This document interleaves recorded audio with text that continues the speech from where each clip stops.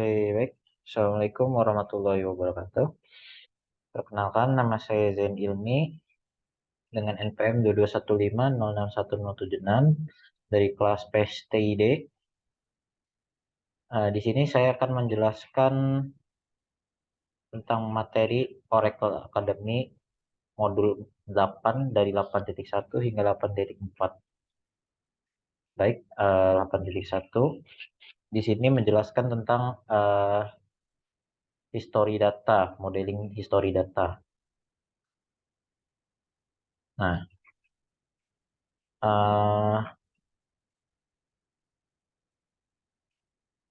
pada history data ini kita akan menjelaskan tentang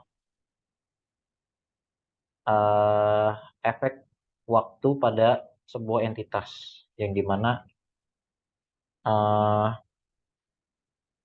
kita bisa menentukan kapan suatu entitas tersebut digunakan berdasarkan hubungannya dengan entitas lain, yaitu entitas waktu tersebut. Contohnya model perubahan gaji. Contoh, jika kita menambahkan histori gaji, entitas salary history di sini, kita jadi mengetahui bagaimana si pekerja ini bisa mendapatkan gaji dan kapan, terus jumlah gaji per minggunya berapa, hanya dari entitas history salary-nya ini atau salary history di sini. Nah, ada juga salah satu contohnya model model tentang peminjaman. Di sini ada contoh peminjaman perhiasan. Contohnya kalung, gelang, dan seterusnya ke artis film untuk keadaan spesial seperti acara acara penghargaan dan sebagainya. Kita kita memerlukan track track rental history dari bagian si perhiasan tersebut. Nah, contoh dari ER-nya ya seperti di bawah ini. Ada entitas movie star, namanya, nama pertama, nama akhir, ID-nya, kemudian bagian dari si perhiasannya. Di sini terdapat atribut kodenya, deskripsi, rental rate-nya, insured value, ya seperti itu. Nah, untuk menyelesaikannya ya kita bisa menggunakan resolve many to many.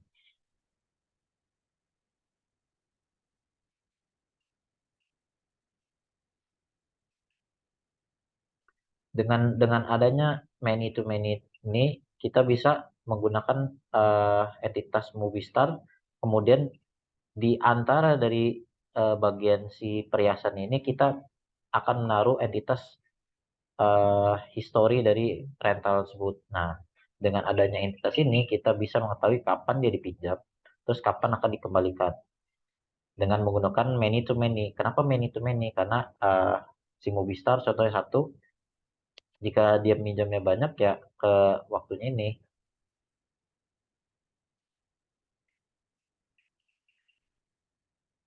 Nah, untuk menentukan UID-nya, kita bisa menentukan dengan Barrett relationship.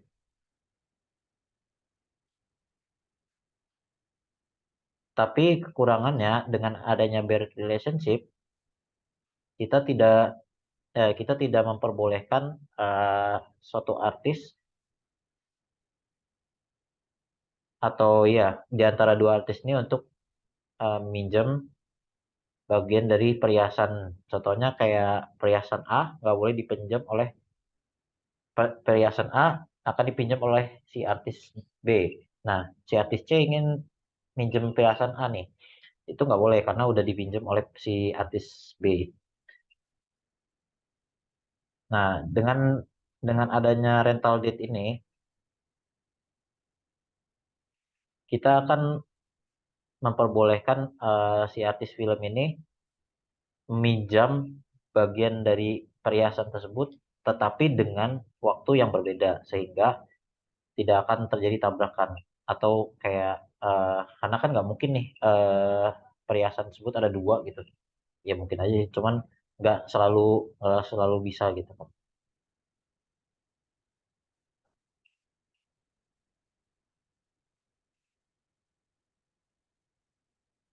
Nah, dengan adanya direct relationship di antara entitas artis film dan eh, rental history dengan rental date-nya,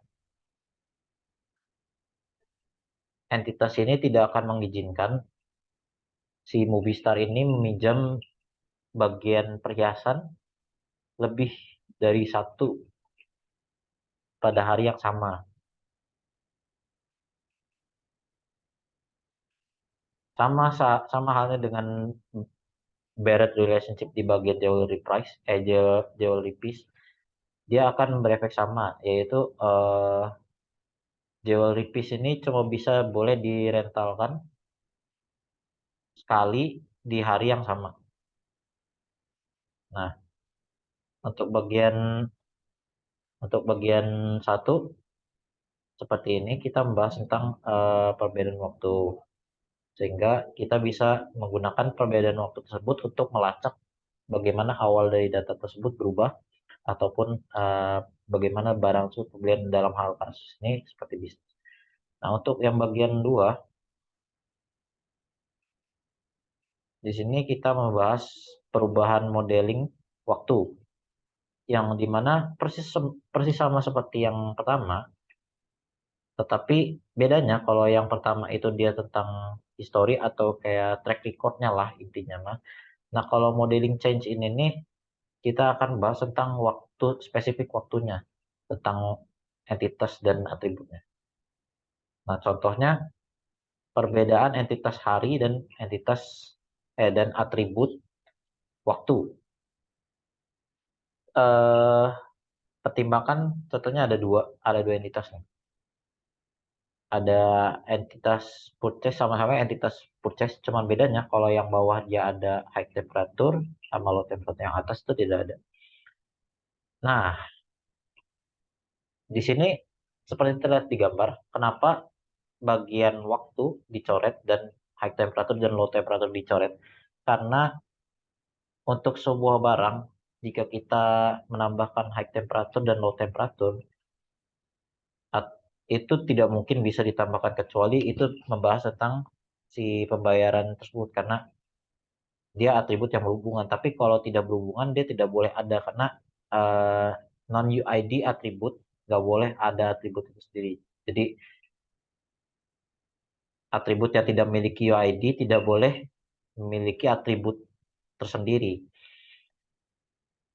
Seperti halnya high temperature dan low temperature, sehingga dibuatlah entitas hari seperti yang di bagian bawah ini. Jadi dari bagian entitas purchase ini si date-nya juga dicoret untuk mengubah menjadi entitas hari, karena dengan dipisahnya entitas ini kita jadi bisa tahu kapan dan bagaimana kejadian tersebut terjadi, sehingga bisa dibedakan. Jika kita jadiin satu kan nggak bisa di track nih.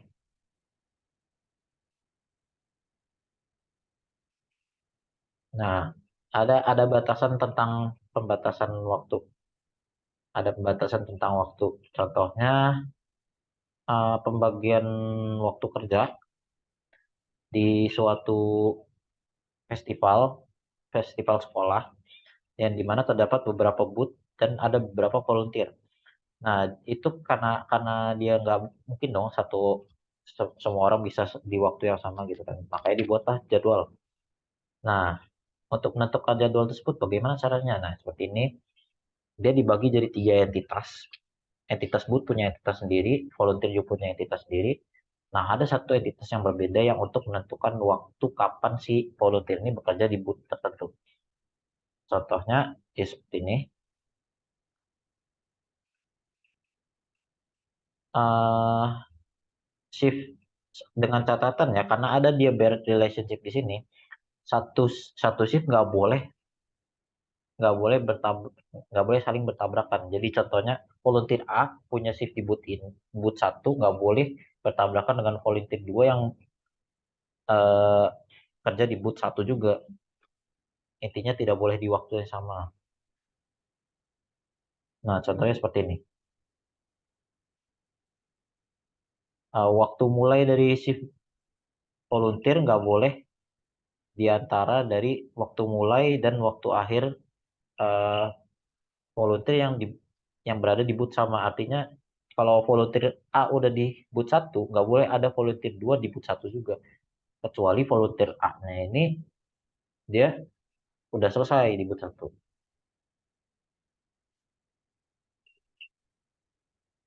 Jadi ini ini yang disebut sebagai conditional non transferability. Nah, contohnya jika non transferability, dia logonya nggak mungkin ada garis gini, tapi dia bakal ada logo diamond di tengahnya seperti ini.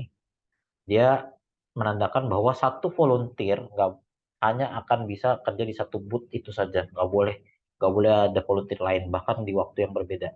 Itu non transferability. Nah, untuk conditional non transferability dia sama fungsinya, cuman ada catatan, ada syaratnya. Dia bisa di boot yang sama tapi dengan waktu yang berbeda. Seperti itu, teman-teman. Nah, itu bagian perbedaan tentang waktunya. Sekarang yang bagian tiga, di sini saya akan menjelaskan tentang perubahan modeling tentang harga. Nah, tadi kita sudah membahas tentang waktu. Dengan adanya perubahan harga, itu penting untuk suatu bisnis. Tetapi dengan adanya perubahan harga, kita perlu dong track recordnya.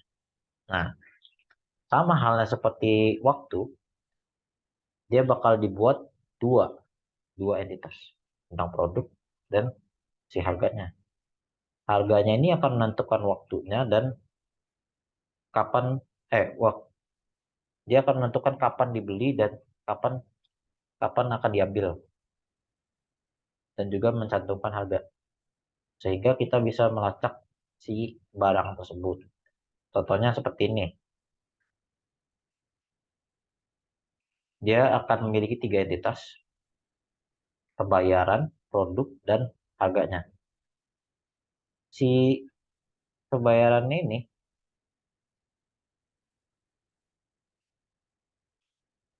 dia bisa beli banyak produk.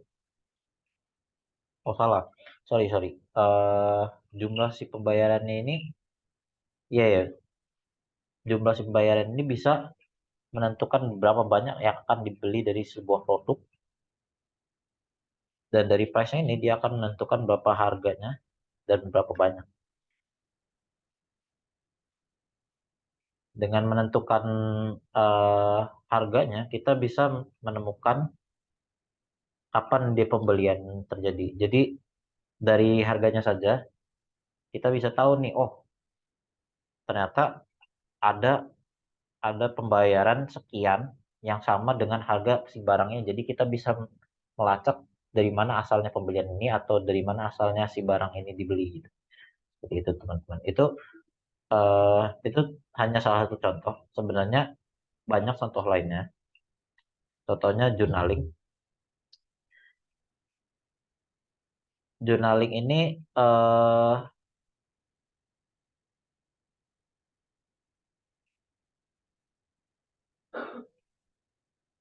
menentukan apakah nilai sebelumnya perlu ditetap di, perlu dicatat. Ini dinamakan logging atau journaling. Nah, jurnal konten, konten jurnal nih. Contohnya ya seperti ini, perubahan gaji. Perubahan gaji dari sebuah karyawan.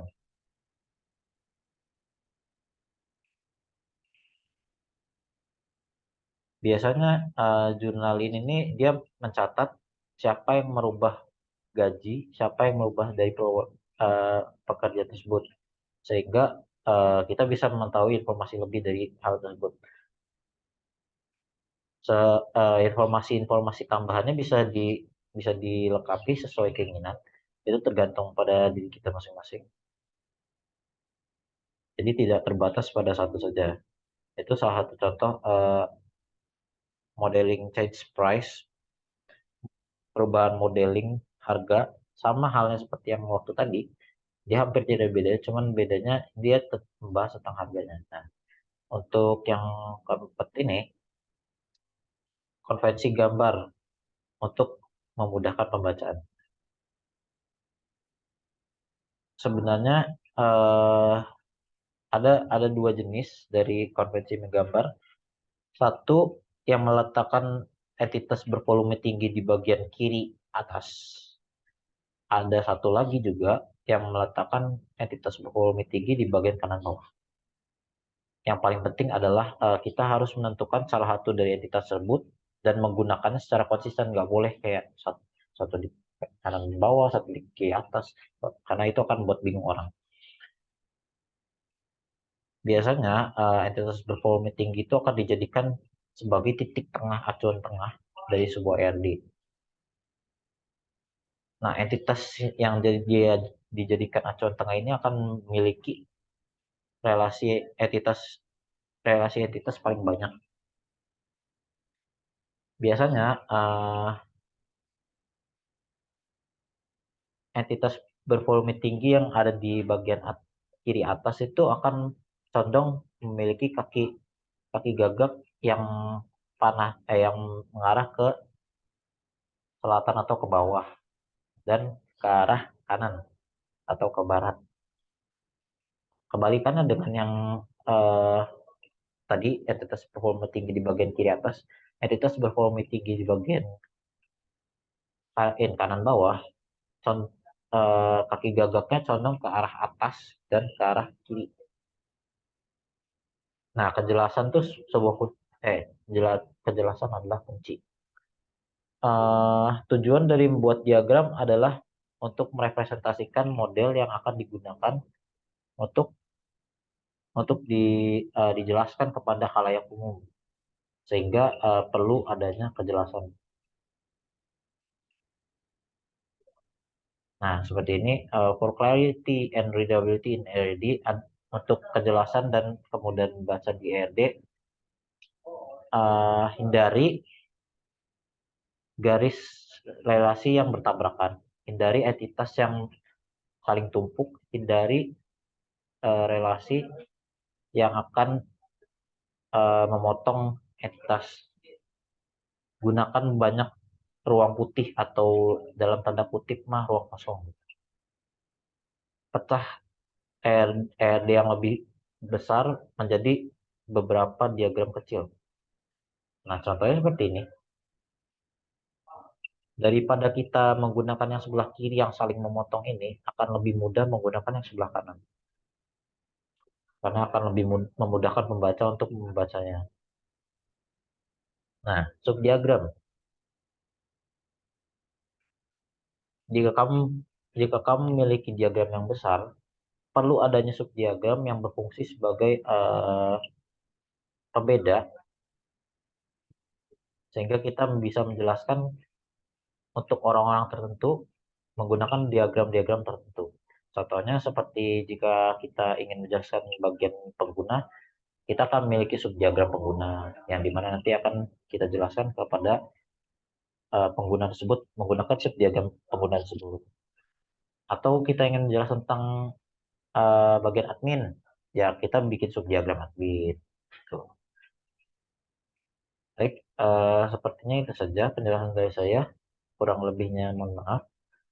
Wassalamualaikum warahmatullahi wabarakatuh.